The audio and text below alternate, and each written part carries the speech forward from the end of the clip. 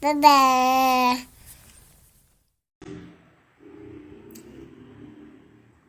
Ei, pessoal, boa noite, bem-vindos. Aguardar o pessoal entrar, né? O restante, mais gente aí. E a doutora Bárbara Gazinelli, que vai entrar com a gente hoje.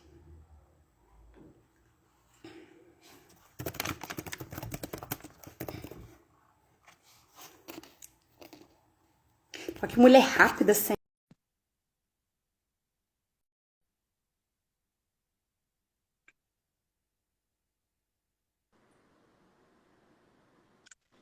Olá!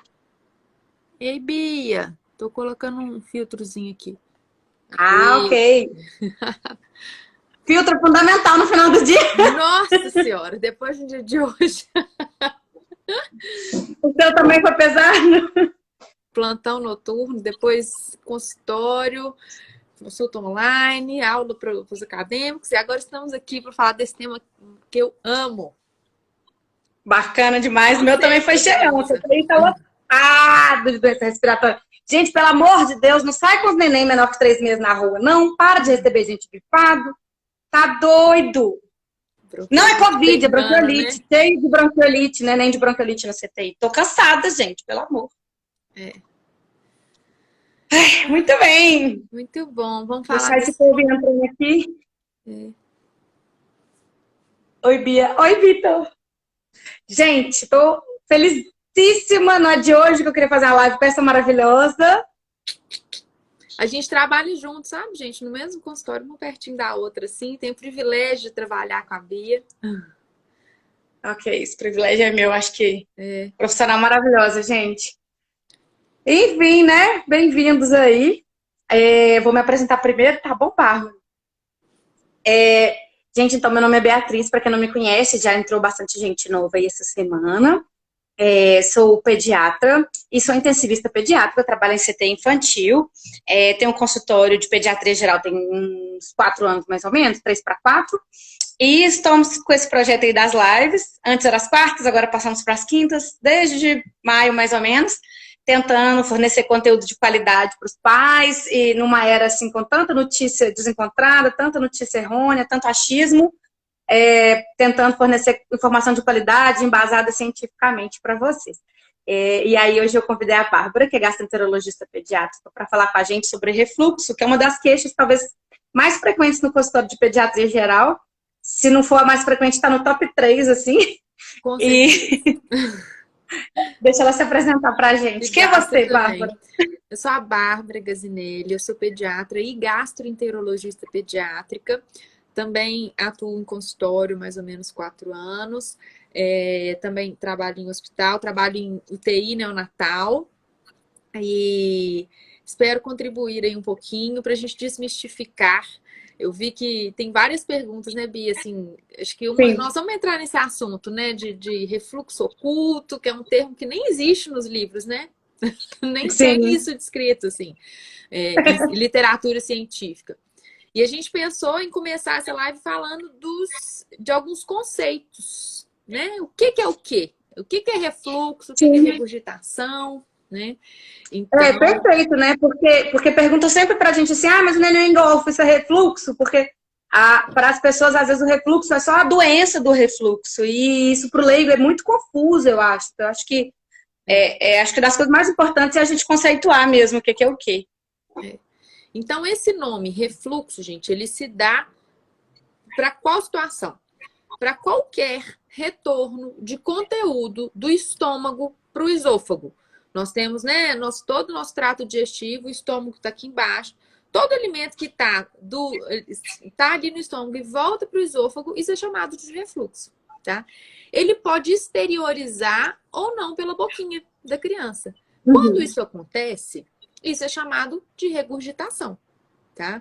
E aí, que popularmente muitas pessoas chamam isso de golfo, enfim, de vários. Ou gorfo, né? Dependendo da pessoa, assim, fala muito gorfada, enfim, tanto faz. Eu acho que Então, a o nome regurgitação leigo é esse aí. é quando esse refluxo exterioriza na boca. E, gente, a regurgitação, ela pode ser volumosa, ela pode ter, enfim, diferentes aspectos. Ela pode ser muito líquida, ela pode ser meio queijinho cottage ali, não é o volume que dita se ela é grave ou se não é, se tem que preocupar ou se não, tá? E nem é o volume que fala que isso é vômito ou não. O que é vômito e como que o vômito diferencia de refluxo, então? O vômito é quando essa saída desse conteúdo, ela é mais voluntária. Voluntária não que a gente provoque, tá? Mas assim, que há toda uma contração de musculatura abdominal, rebaixamento de diafragma, acontece todas umas coisas assim que não é tão espontâneo. Comum, né? Então, isso que diferencia a regurgitação do vômito. Não é o A volume. criança faz aquele esforço com a barriguinha para sair o volume. É precedido de náusea, muitas vezes, né? Então, tem criança que regurgita uma cachoeira. E aquilo ali é regurgitação, não é vômito, né? Tem criança que a regurgitação sai pelo nariz, porque a gente comunica aqui, gente. Nossa orofaringe, ela comunica com a nossa nasofaringe, né? Esse espaço aqui atrás, ele tem uma parte que é incomum. Então, tem como aquilo ali que voltou sair pelo nariz. Isso também não é sinal de gravidade. Né? Assim, claro... E assim, isso deixa os pais desesperados, né? Toda vez que volta pelo nariz, quando volta pelo nariz, gente, é porque é muito volumoso, às vezes é difícil sair só pela boca, volta e a criança dá aquela, né, sai pelo narizinho o leite. E assim, eu sei que é desesperador para vocês pais, às vezes estão presenciando, mas como a Bárbara disse, não quer dizer que voltou pelo nariz, que é grave. Eu vou te falar uma pergunta aqui que está relacionada, quer ver? Cadê? Normalmente, não é essa aqui não, peraí. O bebê golfa, mas às vezes é vômito. E é uma quantidade muito maior e pastosa, o que pode ser. Eu acho que é isso que você falou, que às vezes é o queijinho, porque se o leite já foi digerido no estômago e volta, ele já volta grumosinho. É como se fosse um leite talhado. É um leite talhado. É um e aí leite ele volta talhado, grumosinho. ele foi digerido pelas enzimas que estão ali no estômago, né? Então ele volta mais consistente mesmo. Agora, se foi imediatamente depois, aquele bebê que mamou muito e tal, ou que mudou de posição rapidamente depois da mamada, às vezes ele volta um leite mais líquido, mais líquido. Então, essa consistência não tem distinção para nós, entendeu, pessoal? Assim, tanto ser mais digerido já queijinho ou não, tanto faz, vai ser uma regurgitação do mesmo jeito. O vômito que a Bárbara falou é mais a questão do movimento e não a quantidade, porque às vezes pode ter uma regurgitação. Quantas vezes que eu tava com o bebê lá no colo, de repente eu sinto só aquele quentinho, eu olho para baixo, aquela poça de leite, e o neném tá lá felizão, e ele nem viu o que aconteceu. Então, isso daí também não é o que feliz, define. né? O bebê vomitado. É o regurgitador feliz. E tem uma outra relacionada com consistência também. Cadê? É a segunda. Nossa, tem tanta pergunta aqui que a gente fica até perdido. É esse aqui, ó. Uma, duas. O bebê golfa, mas às vezes é vômito. E é uma quantidade muito maior e pastosa, se eu falei. Cadê? Que ela tá falando que às vezes é escuro. Isso que também é importante. Normalmente o golfo é branco, mas já aconteceu de ser mais escuro. Ela tá perguntando se isso é perigoso. Olha, depende. Será que é porque o neném deglutiu o leite da mãe, se foi leite materno, por exemplo, o leite materno ele pode vir com cores diferentes. Às vezes a mãe está com uma mastite, está com alguma questão, até mesmo por uso de algum medicamento da mãe, o leite pode ter mudado de cor, então isso é importante a gente avaliar. Claro que se ele parece um sangue velho, assim, a gente aí preocupa sim, a gente tem que olhar com mais atenção para essa criança. Se parece que é um sangue velho, né? Aquela estase borracha do CTI, né, Bia? Assim, isso aí sim é perigoso, tá? Mas se for uma coisa pontual e você percebeu, principalmente que, né, dá uma ordenhada na mama, às vezes tem uns primeiros dias que o próprio leite materno pode mudar de cor, sair até meio marronzadinho assim, então isso aí pode depender do... E às vezes o neném, nos primeiros dias também o neném pode ter deglutido líquido amniótico, um pouquinho de sangue do parto e tal. Aí é uma coisa, né? Nem mais dias, que tá mamando exclusivo e tal. Fazer esse não é esperado, tá? Isso é bom falar com o seu pediatra para poder observar. E uma das campeões de pergunta aqui, Bárbara, o que é o raio do refluxo oculto? Isso existe? Ô, gente, se alguém descobrir o conceito de refluxo oculto, vocês podem escrever um livro de gastropediatria.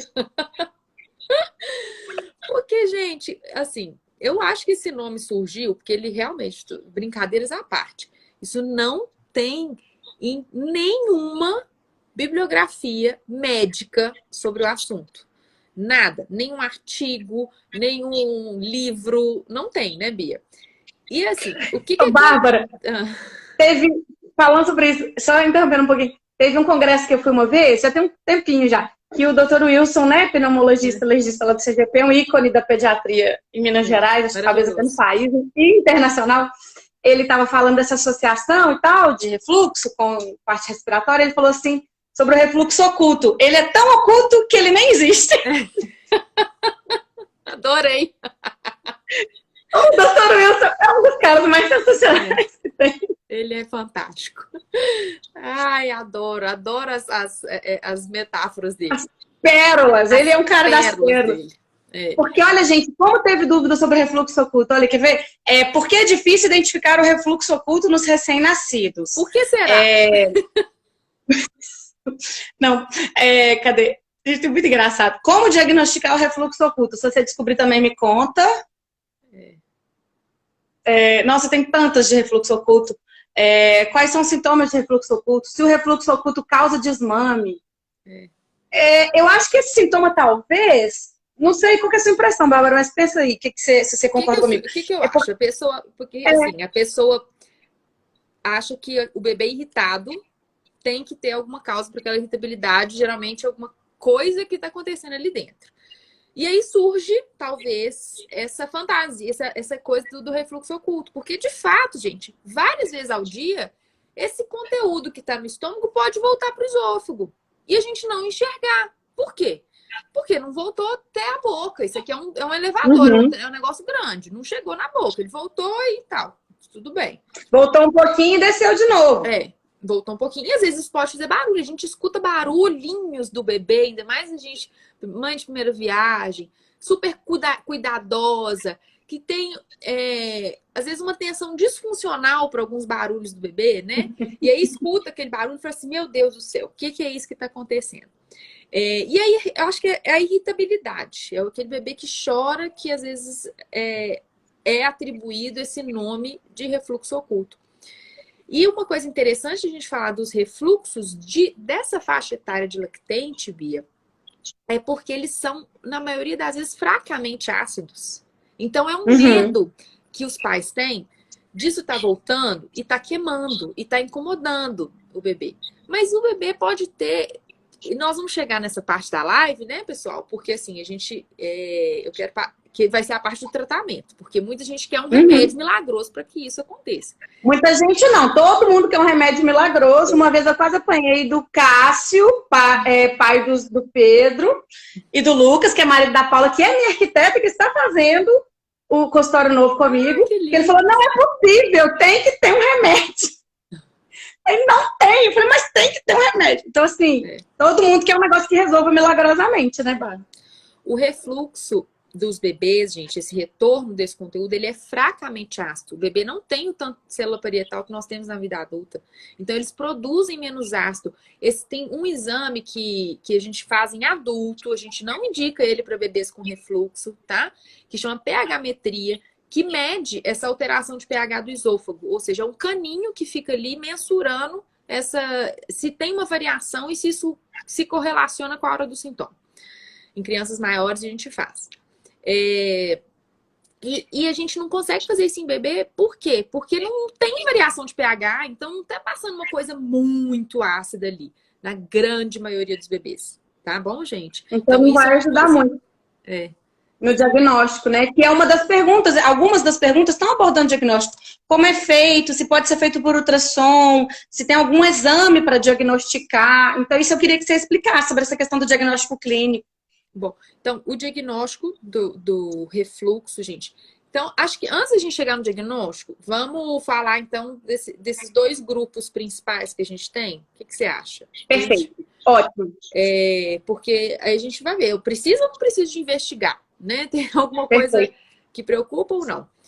Então, nós já falamos dos conceitos, e aí a gente tem, então, aquele bebê que está regurgitando muito.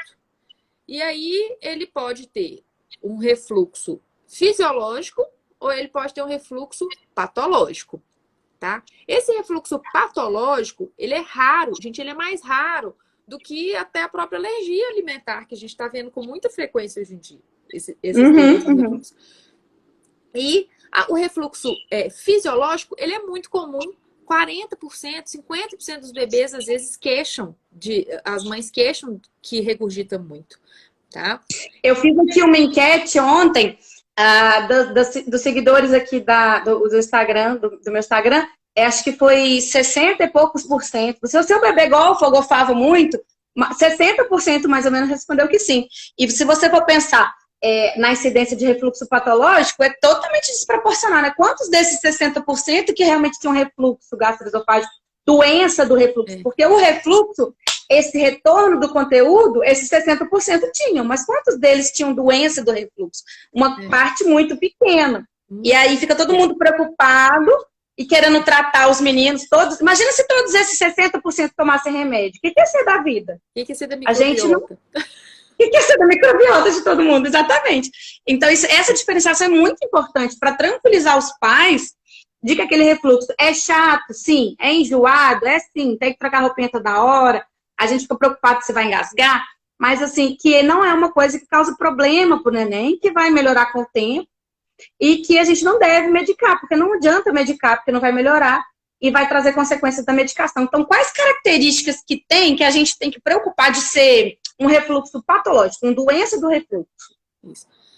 Até mesmo a doença do refluxo, Bia, ela pode ser benigna e autolimitada, tá? Isso eu acho que é uma coisa legal também da gente falar. Esclarecer. Mas na doença do refluxo, que é pouco prevalente, ou seja, a gente não tem muitos bebês que têm ela, chama atenção, é um bebê que não ganha peso bem, né? Que tem posturas anormais, assim, então que às vezes isso é extremamente raro mesmo, aquele bebê que tem a postura, dorme em postura totalmente hiperestendida, assim. Bebês que têm dificuldade de mamar, ou seja, começa a mamar e volta e aí não consegue mamar, aquele bebê. Isso acontece, gente, de forma consistente, não é um horário que ele tá com cólica que ele não conseguiu mamar. Ai, meu Deus, e aí outros horários do dia mama super bem. Não, o refluxo é um sintoma consistente, né? Então, se ele o neném que tá com aquele incômodo do refluxo, ele vai ter em todas as mamadas, né? Eu acho super importante que às vezes a mãe, exatamente isso que você falou, às vezes tá na hora da cólica, o neném tá lá se contorcendo e não consegue mamar e para, começa a mamar e para. E elas ficam preocupadas, nossa, será que é refluxo? Será que é esofagite? Será que é alergia e tal? Aí, assim, é uma pergunta que a gente sempre tem que fazer, né? Todas as mamadas são assim? Ou só quando ele tá irritado? E isso é importante de tranquilizar também. E outra coisa, às vezes o bebê que tem aleitamento misto, né, Bia? E aí a mãe fala assim, doutora Bárbara, ele deve estar com refluxo oculto, porque ele vai pro meu peito, ele começa a ficar inquieto, ele não mama, ele joga a cabecinha para trás e ele fica igual um pica-pau no meu peito. E na mamadeira, ele fica desse jeito também? Não. Não fica. E pode ser só confusão de bicos, né? Que acontece demais quando o neném tá mamando peito e mamadeira. Exatamente. Então, essa irritabilidade, é isso, é a escuta, gente. Não dá para vocês. A gente precisa de sentar, de escutar com calma a história daquela família para poder tentar distinguir. Será que essa irritabilidade, porque a irritabilidade é a queixa maior, assim, das famílias, né? Claro que existem assim, sintomas que isso é muito raro, eu vejo muito pouco na minha clínica, assim, na minha prática como gastropediatra, bebês que têm impacto em sintoma respiratório, por exemplo, que tem aspiração, tem pneumonia, tem tosse, isso eu praticamente não vejo. Praticamente não vejo. Muito raro. É muito raro, tá? Mas assim, bebê que não ganha peso bem, bebê que sim, que tem uma irritabilidade fora do normal, dificuldade de amamentação, é um refluxo que te chama atenção. Poxa, ele pode não ser fisiológico, ele pode estar nesse grupo dos patológicos, né? E aí... Uma coisa que as mães às vezes se preocupam também, Bárbara, quando o neném mama, depois fica com aquela dificuldade de soltar o gás, e aí o neném fica irritado e choroso. E aí elas confundem muito isso com a dor para amamentar.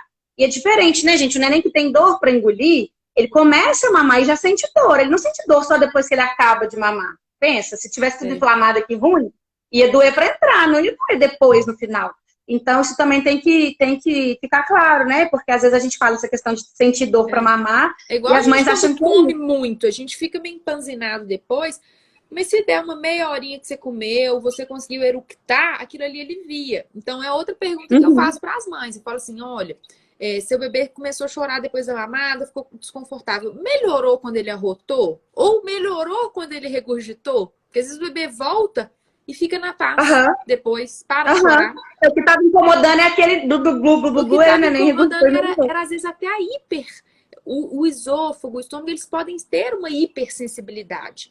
Neném, gente, às vezes coisas que são normais para nós adultos, até o próprio movimento do intestino, um gás passando, que pra gente não dói, a gente nem sente isso acontecendo, o bebê tem uma sensibilidade maior. E tem uns que parecem uns fiozinhos desencapados. Eu falei isso na live de cólica com a Ágata. Achei maravilhoso, a ideia é essa mesmo, né? A sensibilidade da dor. Então tem uns bebês que têm uma sensibilidade maior. Bárbara, mas isso, eu preciso que isso passe. Gente, vai passar com o tempo, mas a gente precisa de curtir as partes boas e tentar abstrair, porque né, isso eles estão em amadurecimento ainda. Então, assim, a distensibilidade, a distensão do estômago e do próprio esôfago pode doer no bebezinho. E depois que você deu ali um tempinho, a medida postural, evitou o overfeeding, que é o excesso de volume, a gente consegue ir controlando isso. Porque às vezes o neném tá chorando, aí você vai lá e continua dando peito, aí ele mama mais, aí ele distende mais o estômagozinho, aí ele vai chorar mais, e aí vira uma bolinha de neve. Olha, coincidentemente, hoje eu recebi uma mensagem do neném, né? Do pai do neném. O neném tá com uns 12 dias mais ou menos. E ele falou assim: tem alguma coisa errada, porque o João tá mamando de 2 em 2 horas, tá super irritado, e não sei o que. Eu falei: você não acha que às vezes é cólico, um gás, assim, que ele tá com dificuldade de arrotar? Aí a gente mudou ele pra mamar mais em pezinho, fez umas medidas posturais, assim. Falou assim, cara, não era. Ele tava chorando de dor toda vez que chorava, dava o peito e aí o negócio não melhorava, né? E a gente fica atribuindo tudo à fome. Nem todo choro do bebê é fome, gente. Isso é importante.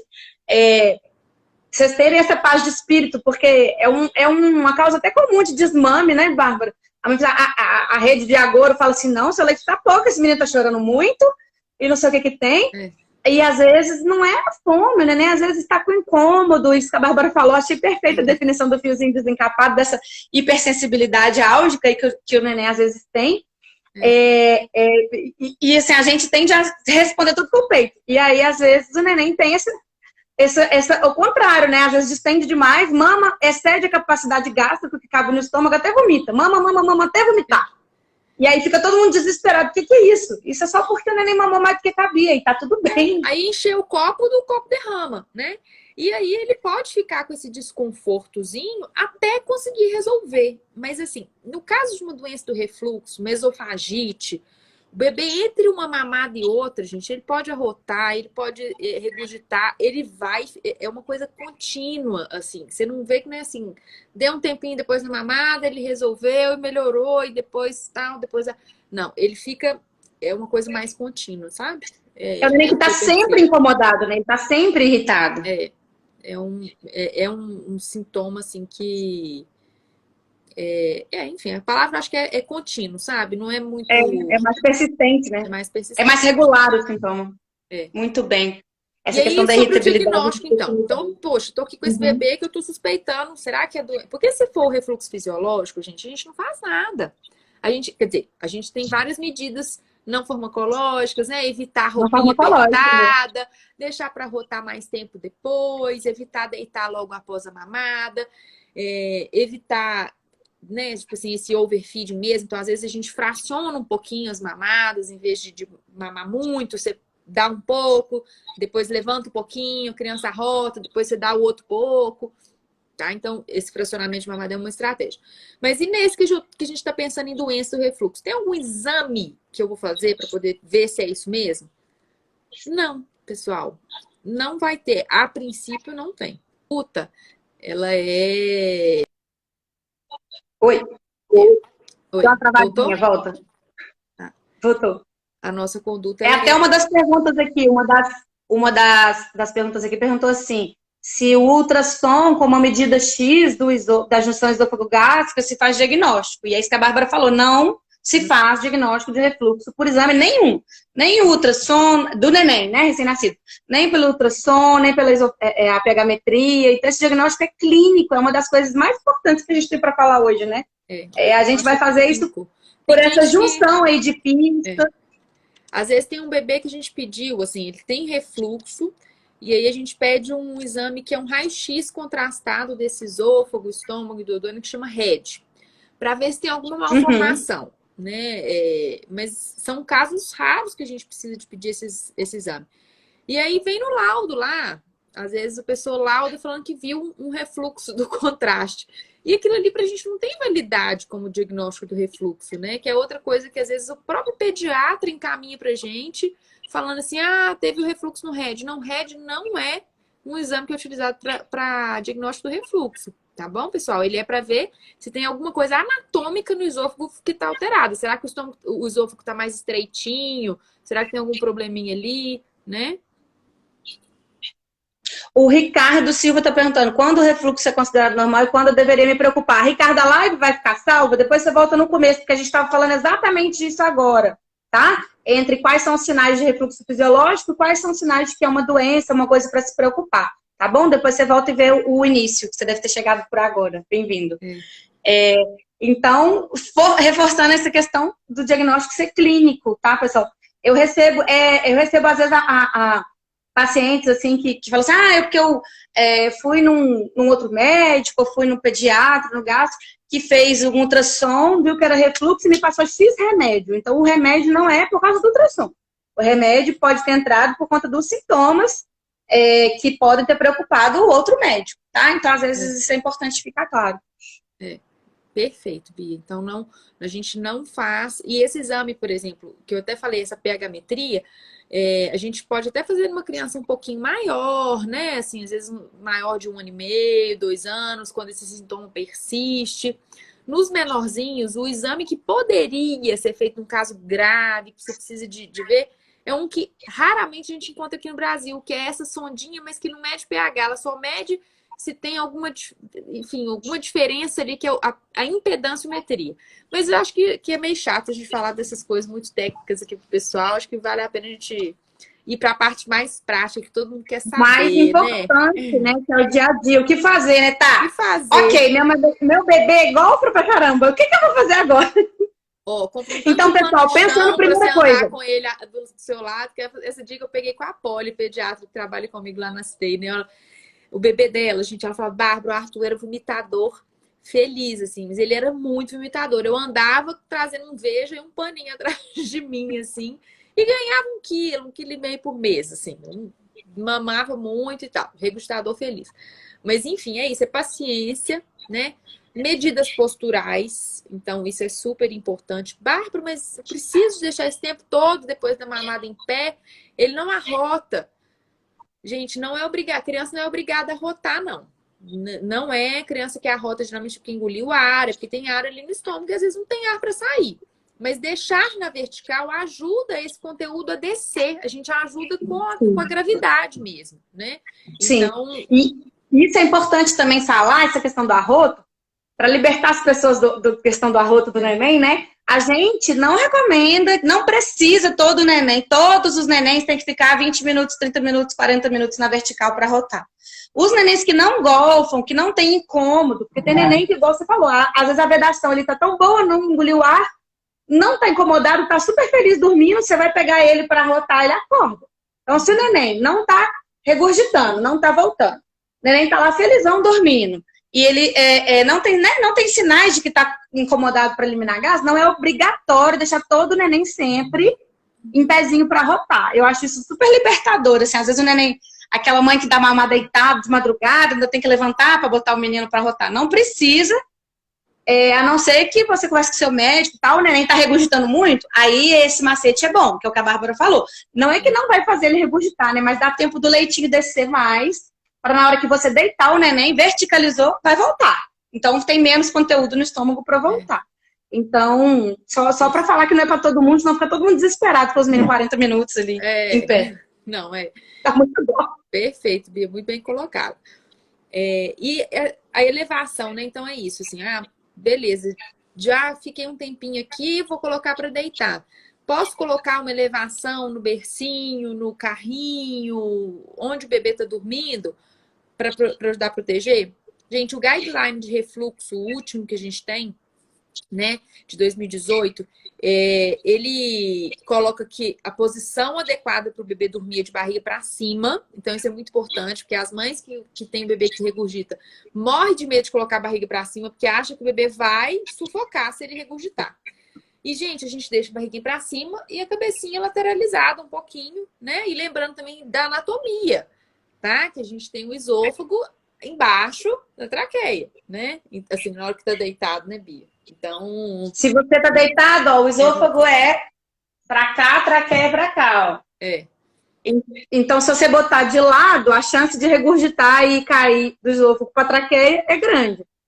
O contrário, não. Ele tá mais embaixo, se ele voltar, tem menor chance. E outra coisa que eu falo, né, pessoal? A cabeceira tem que estar elevada. Uma coisa é o menino assim e regurgitar. Outra coisa é o menino assim e regurgitar. Isso. Então, cabeceira elevada. A gente pode colocar essa rampa debaixo do colchão, né? Eu vi um post seu recente, estou até querendo mandar aqui pro pessoal, da questão de cabeceira elevada, né? Para todo mundo, essa questão de todos os meninos universalmente da cabeceira elevada tem saído também um pouco da nossa recomendação rotineira, né? A gente usa isso mais para os meninos que regurgitam mais, não é isso? Exatamente, exatamente. Não precisa. Para um bebê que não regurgita, pode ser, aliás, o mais recomendado é sim dormir na horizontal, né? Mas para o que regurgita, a gente faz essa elevação, de preferência não com travesseiros soltos, né? E sim com a rampa, e que ocupa todo, que você coloca debaixo do colchão, para o colchão continuar liso, uniforme, sem nada que a criança possa sufocar, ou às vezes até colocando livro na parte, né, de baixo, assim, cobertor enrolado debaixo do colchão sempre, tá bom? Tipo, o colchão tá aqui, nós vamos botar um apoio aqui, ó, para que aí o colchãozinho levanta. Se você botar um travesseiro, uma coberta, um negócio aqui em cima, o neném pode enrolar naquele troço. Então, a gente recomenda botar por baixo do colchão para levantar, né? E aquela rampinha super cara que o povo compra, não precisa ser aquilo, é o que a Bárbara falou. Não quero comprar rampa, precisa? Precisar, não precisa. Então, você pode pôr outra coisa, desde que eleve né, o colchãozinho como um todo. E também não é travesseiro, né, Bárbara? Isso eu falo muito com as mães. Não adianta pôr um travesseiro aqui só na cabeça. O neném é um bicho cabeçudo, gente. Tem isso aqui alto, né? Você vai botar o travesseiro aqui e vai fazer isso. Não vai levantar o tronco. A gente precisa levantar o tronco do neném, não a cabeça do neném. Tá? Então, travesseiro também, primeiro que não se recomenda, para nenenzinho pequeno menor ainda, e nesse caso ainda vai fechar a via aérea, fria. Esquece esse trem de travesseiro. Perfeito, exatamente. Ai, meu bebê escorrega, o que eu vou fazer? É outra coisa que às vezes a gente pode colocar debaixo do lençol algum calçozinho, igual você que trabalha, né, em CTI, eu também, a gente faz... Eu falo muito, eu ensino pra ele fazer rolinho. Você faz um rolinho, assim, coloca debaixo do lençol, que é como se o bebê tivesse sentado num balancinho, assim, né, que apoia ele, evita que ele escorregue pra baixo. Esse macete é ótimo, tá? No CTI a gente usa muito. É tipo um U. A gente não recomenda, pelo risco de morte súbita, nada perto da cabeça. Então, aqueles rolinhos que põe o neném assim do lado do outro, fica assim, ó, não é bom, porque o neném pode asfixiar. A gente vai usar debaixo do bumbum do neném, igual a Bárbara falou. Achei ótima essa definição, como se estivesse sentado num balancinho. Então, vai ter o U assim e o neném vai ficar sentadinho aqui. Então, vai apoiar o bumbum, as perninhas, para o neném não escorregar. Naquele neném que mexe muito. A maioria dos meninos pequenininhos não precisa, né? Os bem recém-nascidos ainda, que dormem no swaddlezinho, assim a gente consegue, né, Bia? Bacana demais. Então, medidas posturais, outra também legal, né, Bárbara? Posição de amamentar. Exatamente. Por exemplo, a mãe que tem hiperlactação, Bia, às vezes o bebê vai ter refluxo porque vai uma quantidade muito grande de leite que ele não consegue lidar com aquele volume, né? Então, a mãe pegar uma posição que às vezes diminui o efeito da gravidade, aquele leite descer. Então, às vezes ela ficar um pouco reclinada assim para trás, né? O bebê às vezes na postura de cavaleiro. Isso tudo ajuda também, né? Às vezes só de você pôr nessa postura mais de cavaleiro, se vocês nunca viram isso, gente, joga aí na internet. Postura de cavaleiro, mamada, alguma coisa assim. O neném fica sentado, o neném novinho mesmo. Precisa ser grande e controlar o pescoço, não. Porque aí ele já nem vai ter fluxo direito mais. O neném menorzinho mesmo. Você vai firmar o pescocinho, vai botar ele sentado com a perninha aberta no seu colo mesmo. Isso ajuda porque vai estar verticalizado. É o que eu brinco, Bárbara, das medidas posturais. Falei, ó, deitou, voltou. Então você vai usar o quê? Tem remédio? Não tem remédio para a maioria deles. Nós vamos usar a gravidade. Quanto mais ficar verticalizado, melhor. Vamos E tem neném, usar e abusar da gravidade. tem neném que a gente tem que levar até a cabeceira do trocador, porque é um neném que a gente está sempre verticalizado, mas você deita o neném no trocador e vai lá e volta. Aí, às vezes, eu falo, põe um calço também no trocador, pra você não ter que ficar passando esse perrengue de limpar o menino, limpar a roupa toda vez. Exatamente.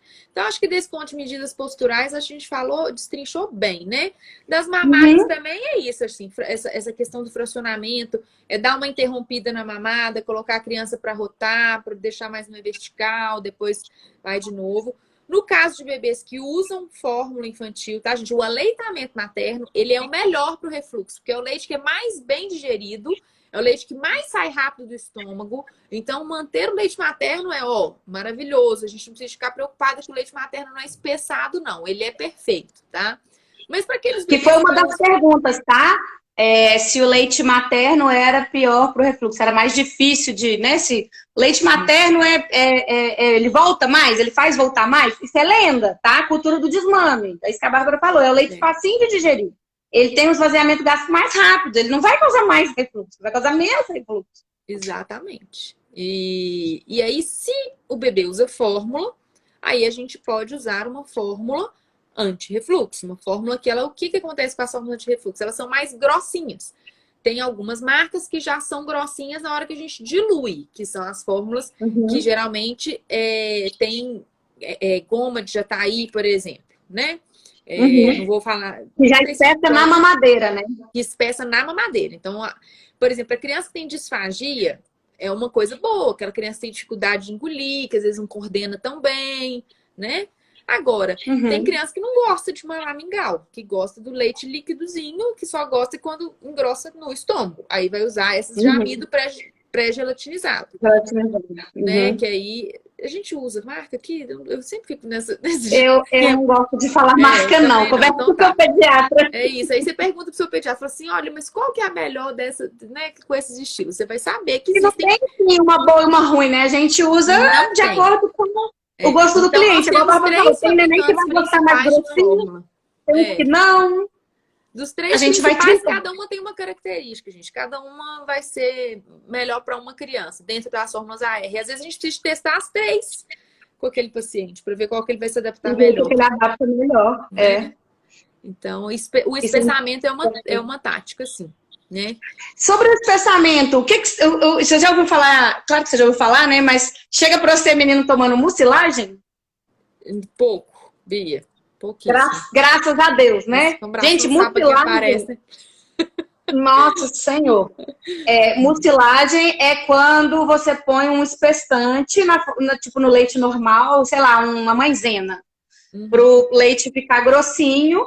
É a mesma coisa do que as indústrias fizeram com leite AR, só que como se fosse caseiro, assim. Então, existe um industrializado melhor, mais bem preparado. Então, assim, não vamos mexer com isso não, tá? Se a gente tem já balanceada a caloria, né? O carboidrato, as osmolaridades. Sim. Imagina se for um amigo, você tá dando muito mais caloria. A chance desse menino ter, às vezes, um ganho de peso pior, né? Ficar um neném mais gordinho. Então, a fórmula industrializada, ela já tem isso mais ajustado. Então, não vamos mexer com essas coisas de 1900 e Guaraná de rolha. Não, tá bom?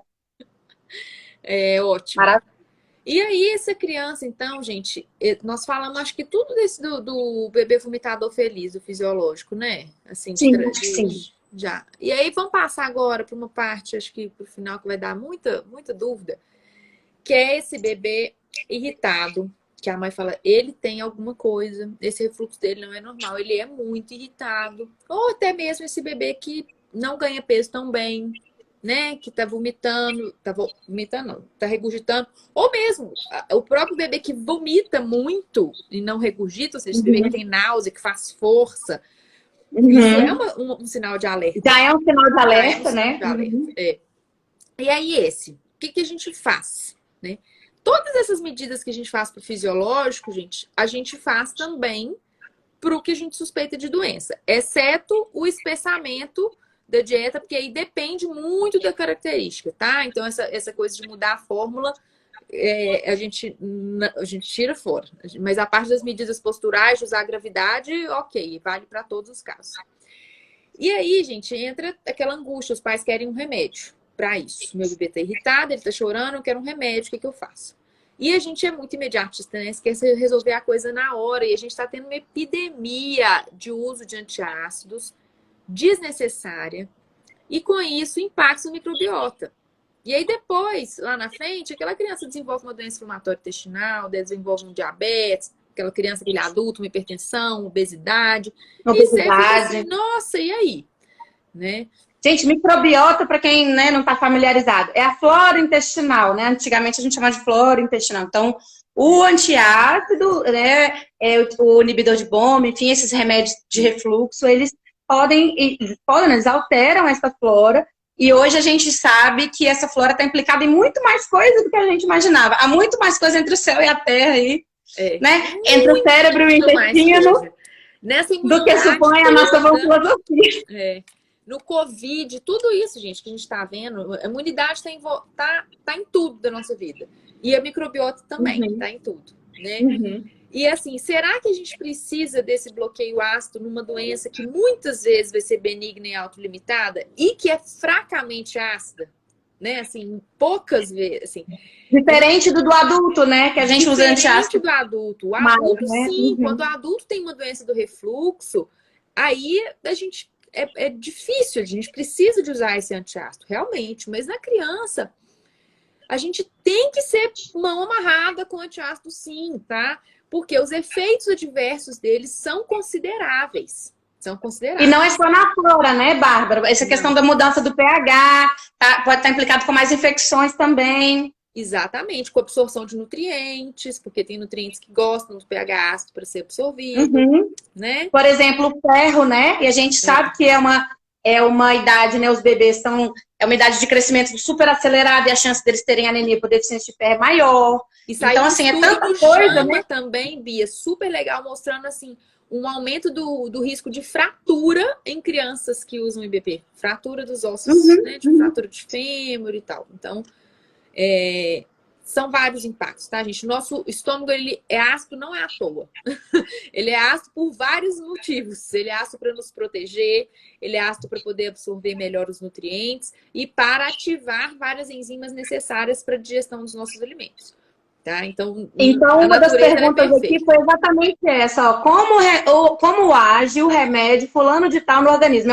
É um inibidor de bomba, tá, gente? Nós não vamos falar marcas aqui, mas a substância dá, né? Como age o esomeprazol no organismo do bebê?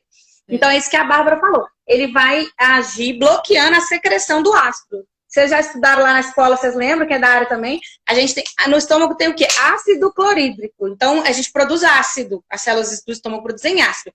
Então, esse remédio vai atuar justamente atrapalhando, né? Inibindo essa produção do ácido. Mas é o que a Bárbara falou. Nem sempre vai ser uma secreção ácida. Então, inibir aquela secreção ácida vai resolver para todo mundo? E eu falo isso muito com as mães. A gente usar o antiácido ou o inibidor de bomba não vai fazer o menino parar de golfar. Ele vai ter menos acidez naquele refluxo, mas ele não necessariamente vai golfar menos vezes. Não vai fazer um freio nesse esôfago. O conteúdo vai poder continuar voltando, né? E a gente sabe, isso aí a gente já tem vários estudos, que esses inibidores de bomba, tá? Eles não controlam sintomas de irritabilidade, de choro, de agitação, que são interpretados como doença do refluxo gastroesofágico. Então, o bebê que exclusivamente é irritado, a gente já sabe que isso não tem eficácia na ciência, tá bom? Então, esses remédios aí, pessoal, para quem não conhece, é o omeprazol, o esomeprazol, o pantoprazol, esses azóis aí. Que são os inibidores de bomba. Bárbara, e aqueles outros tanto de remédio que o povo passa para... Oi, gente, pois é. Aí tem uma lista de remédio que às vezes o paciente chega e que, gente, já se usou há tempos, há anos atrás, tá? Um remédio que a gente pode falar substância, domperidona, por exemplo, que não é mais utilizada para tratar refluxo. Né? Não é mais. E outra, pode causar efeitos colaterais nesse bebê de irritabilidade. Então, às vezes você quer dar um remédio para poder, porque o bebê está irritado. E aí causa irritabilidade. Mais irritado ainda. Mais irritado ainda. E tem outros que a gente recebe também, bromoprida, às vezes. Tanto domperidona como a bromoprida. Isso nós estamos falando nome de substância, não de marca. Eles são os que a gente chama de procinético. Teoricamente, ele é para ajudar a descer mais rápido e tal. Mas, né, Bárbara pode falar melhor que eu ainda, com mais propriedade, que os guidelines hoje não recomendam. Já se mostrou que não adianta, que não ajuda. Não recomendam mesmo. É igual da cloroquina para Covid, gente. Não adianta. Eu não vou nem entrar nesse mérito, tudo bem? Porque é igual, eu concordo plenamente com o que você falou, mas tem gente aqui que às vezes acredita nisso e vai falar, não, então já que é a cloroquina, eu vou dar a bromoprida pro meu filho. Então, assim, de fato, do que a gente tem hoje em dia de medicamento disponível, tá? Os antiácidos, que são esses omeprazol, exameprazol, eles têm uma indicação muito específica para pouquíssimos casos, tá? Uhum. A maioria expressiva de casos, não, a gente não vai precisar de usar. E quando a gente usa, quando a gente pega um bebê usando, a gente tem sempre que dar prazo para esse uso. Ele não usa ad eterno. Perfeito. A gente tenta 4 semanas e depois não funcionou, você suspende. No máximo 8, né? E sempre avalia se esse bebê consegue ficar bem sem esse medicamento. Porque o mínimo de tempo possível, menor os efeitos colaterais, menor o impacto no microbiota. Tá? Então, isso O risco de fratura, o risco de problema de absorção e aí vai. Né? Isso é super importante. Às vezes a gente pega neném que tá usando assim, antiácido, inibidor de bomba 2 meses, 3 meses, assim, e a gente não né? Tem que tirar progressiva, aquela confusão toda. E a ranitidina, Bárbara? Ranitidina, que é um remédio que já era um muito. medicamento utilizado antes. E aí... Isso, travou. Volta. Era um medicamento utilizado antes, travou. Antes, muitos pacientes utilizavam isso porque ele tem um pouco menos de efeito colateral do que o omeprazol, só que ele foi retirado do mercado no início do ano passado por conta de alguns contaminantes, viram, né? Enfim, aí foi retirado do mercado, Pia. Então não é mais um medicamento que a gente tem, só para o pessoal saber. Ele não está mais disponível desde o início do ano passado, mais ou menos, não é? Mais ou menos isso. Do ano passado, Ok. E antes, então, de chegar na medicação, né? Tem uma coisa super importante aqui, que é, então, seguindo aqui, esse paciente, você fez medidas posturais, não melhorou, continua irritado, não ganha peso, sintomas de alerta, engasga demais. O que a gente recusa mamada? O que a gente pode fazer por ele? Antes de chegar até nessa tentativa que vão cair pouquíssimos pacientes do medicamento. A gente pode tentar excluir a possibilidade de ser uma alergia à proteína do leite de vaca. Tá, gente? Por quê? Porque muitas vezes uma das manifestações possíveis da alergia, a alergia pode manifestar com um leque de possibilidades. Tem bebê que sangra as fezes, tem bebê que não, tem bebê que vai ter diarreia, tem bebê que não, tem bebê que tem urticária, tem bebê que não, tem bebê que tem dermatite, assadura, tem outros que não, e tem bebê que tem refluxo pela alergia. Tá? Porque tem uma desmotilidade, ou seja, aquele trato gastrointestinal ele não funciona com a velocidade, com o motorzinho, o timing que precisava de funcionar. E aí, pode ser... Então, antes da gente pensar em remédio, a gente tem que pensar nessa possibilidade da PLV. Ou seja, fazer uma tentativa. E essa tentativa não é ad eterno também, não. A gente tenta durante 2 a 4 semanas. 2 a 4 semanas. 2 a 4 semanas. E aí a gente observa, reavalia, vê se tem resposta com essa dieta de exclusão da mãe, tá bom? E lembrar, gente, a gente não vai... o nosso desfecho avaliado não vai ser a regurgitação do bebê, não. Vão ser os sintomas que preocupam, porque às vezes você pegou aquele bebê ali com 2 para 3 meses, que tá irritado, que tem tudo isso que a gente falou. Aí você começou a fazer a dieta na mãe. E aí ele vai chegar no pico do refluxo fisiológico, com 4 meses. Ele vai regurgitar mais. Só que ele pode melhorar, ele pode virar um regurgitador mais feliz, né? Ele diminuir a irritabilidade, melhorar o ganho de peso. Exatamente. Então, nossos desfechos vão ser outros, né? Então, isso é importante as mães saberem. Não, meu filho está regurgitando demais, mas piorou muito com 4, 5 meses. Por quê? Porque esse é o pico do refluxo fisiológico. É a hora que o bebê faz mais movimento, ele está aprendendo a rolar, ele está fazendo força abdominal. Fazendo aquele abdominalzinho querendo sentar. E ele ainda tem o trato gastrointestinal imaturo, ele ainda tem esse freiozinho entre o estômago e o esôfago imaturo, tá bom? Então, gente, é isso, a gente precisa de profissionais bons perto do seu filho, de vocês, para poder ir E essa acompanhando questão os da alergia, sintomas. né, Bárbara, é muito importante colocar que você não pode excluir o leite da dieta da mãe e falar, ah, melhorou, beleza, era isso. Então é muito importante isso, a gente pode fazer até uma próxima live sobre isso, que eu acho que é uma demanda grande da questão da alergia à proteína do leite, mas assim, é obrigatório, é mandatório a gente fazer uma provocação. O que é isso? Melhorou o neném com a retirada do leite da dieta da mãe?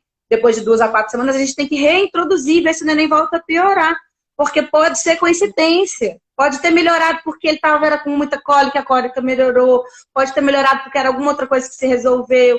Porque era, né, um distúrbio funcional que ia melhorar com o tempo mesmo. Então, para a gente não ficar achando que a gente, olha, descobrir a pólvora e nem era. E deixar aquela mãe restrita um tempão, tá? Então, nossa, isso é super importante. Às vezes eu recebo muito menino com essa restrição há tempo e ninguém provocou. Então, é importantíssimo, né? Hoje se recomenda, igual a Bárbara falou, essas são as considerações mais modernas, que a gente sempre exclui a primeira proteína para depois iniciar o tratamento, porque a exclusão da proteína do leite ou da dieta da mãe ou do tipo de fórmula que o neném mama não traz nenhum prejuízo para o neném, como usar um remédio que não vai trazer benefício e pode trazer prejuízo. Então, sempre a exclusão primeiro e tratamento depois. Se for o caso, é o que a Bárbara falou, tenha um profissional de confiança, isso não dá para fazer da cabeça da gente em casa. Tem que ter um acompanhamento, tem que ter a dosagem do tempo. Exatamente. Né, essa escuta mesmo para botar, né, cada coisa em seu lugar. Alguém perguntou aqui se é normal durante a disquesia o bebê colocar leite pelo nariz devido à força que faz para evacuar. Pode acontecer, porque quando ele faz força, ele aumenta a pressão intra-abdominal e aí sai por cima. Pode acontecer sim. Tudo que aumenta a pressão abdominal, gente. Se o neném tá chorando, ele vai regurgitar mais. Se ele tá fazendo cocô, ele vai regurgitar mais. Se ele tá tentando sentar, ele vai regurgitar mais. Então, aumentou a pressão daqui, ó, volta, né? Tem uma cara aqui atrás, só aproveitando que nós estamos terminando o nosso tempo aqui, tem mais uma pergunta legal. Da Denise, o filho dela fez videolaringoscopia e as cordas vocais estavam irritadas. E a otorrino disse que era refluxo oculto e iniciou um remédio. Ela fez esse exame para ver adenoide e ela falou que ele não tinha sintoma nenhum. Só esse achado na videolaringoscopia. Nossa, essa briga do gastro com o otorrino é super antiga. Nossa, essa aí... Ai, gente, vamos... Me tira fora dessa polêmica. Abafa, né? Abafa esse caso. É só pra gente lembrar que a gente não trata exame. A gente trata criança. Exatamente. Tá? Então, se a criança tá bem, não tem sintoma nenhum, tá tudo ok, conversa com seu pediatra na dúvida. É um médico que nunca te viu. Pode estar super bem intencionado, mas conversa com seu pediatra, tá bom? Esse impasse aí é super frequente. Ai, acho que a gente passou pelas perguntas todas, né, Bia? Eu tô dando uma revisada aqui, se te passou alguma sem responder, mas acho que sim, a gente respondeu tudo, muito lindo. E a pergunta que não quer calar. O meu filho tem esse negócio aí, esse refluxo. É patológico, não é patológico? Isso a gente já passou por isso, mas quando é que essa porcaria vai passar? Olha, 50% resolve em torno de 6 meses. Por quê? O bebê vai entrar dieta sólida, que é uma dieta que volta com menos facilidade, ele já vai ficar mais sentadinho, né? E o trato gastrointestinal está amadurecendo. Mas ainda outros 50% ainda pode continuar acontecendo, tá, gente? Então, assim, que vai melhorar mesmo aí, 90%, 95% entre 1 ano e 1 ano e meio, tá? Mas uma grande parcela já melhora aos 6 meses. A maior quantidade até os 6 meses e é normal, quer dizer, é possível até 1 ano, sem que isso seja um problema. Então, às vezes acontece isso, o menino tem 7, 8 meses, tá lá a mãe desesperada, mas não era para ter melhorado com 6 meses. A maioria vai melhorar, mas não quer dizer que o seu tá dentro da maioria, né? Como diz a minha mãe, você não é todo mundo. Primeira coisa. Então, brincadeiras à parte, né? A gente coloca como sinal de alerta quando ultrapassa 1 ano, né, Bárbara? Quando passa 1 aninho e continua regurgitando. Não quer dizer que tá errado. A Bárbara até falou, até 1 ano e meio, enfim. Mas depois de 1 ano ainda tá regurgitando muito, principalmente se tiver outros sinais de alerta, tem que olhar. A gente tem que olhar com mais atenção. A gente fica até mais tranquilo, assim, de se precisar de fazer uma endoscopia para diagnosticar outras coisas, né? Tipo uma esofagite, outros quadros assim, né? Mas antes de 1 ano é um lactente, gente, que regurgita, e regurgitação do lactente é um quadro benigno e autolimitado. Maravilha. Gente, olha quem entrou, a Paulinha Vereza. Hoje a gente tinha reunião e eu esqueci. Eu falei, não, eu marquei uma live com a Bia. Aquelas coisas que a gente fica, né, Bia, de agenda. Super, de vez em quando a gente lembra aqueles trem que a gente combinou 2 coisas para o mesmo horário. Desculpa, viu, Paulinha, não te conheço, mas eu roubei ela de você. É só hoje. Nossa, agradecer demais, Bárbara, você é muito linda. Adorei, olha, um beijo para a Mari aí, que também falou que gostou muito, que esclareceu, né? Para quem perguntou, vai ficar gravado, como todas as lives que eu faço aqui, elas ficam todas gravadas no IGTV, então estão disponíveis. Depois a Bárbara pode baixar e disponibilizar no dela também, mas vai ficar salvo aqui, vocês podem ver quando vocês quiserem. E se vocês acharem que vai ser útil para alguém, alguma colega, alguma mãe aí que está passando um aperto, pode mandar um aviãozinho aí, que pode ajudar alguém, né? E tenha um profissional para chamar de seu, gente. Não precisa o gasto, né? Não precisa o gasto para todo mundo, mas um bom pediatra para todo mundo é super importante. E o pediatra vai referenciar para o gastro aqueles casos que forem necessários. E muitas vezes vai ser necessário essa parceria do pediatra com o gastro. Mas tenha o seu médico para chamar de seu. Porque senão acaba tratando muito mais do que o necessário. Vocês ficam muito mais inseguras do que o necessário, ou seguros. Então, vamos ter essa Eu sei que rede de o apoio. imediatismo assim, apesa, a angústia aperta, mas vamos pensar que a gente está construindo uma criança aí que a gente... uma vida que a gente quer que seja muito saudável por muito tempo. Então, pensar nesses efeitos colaterais é muito importante.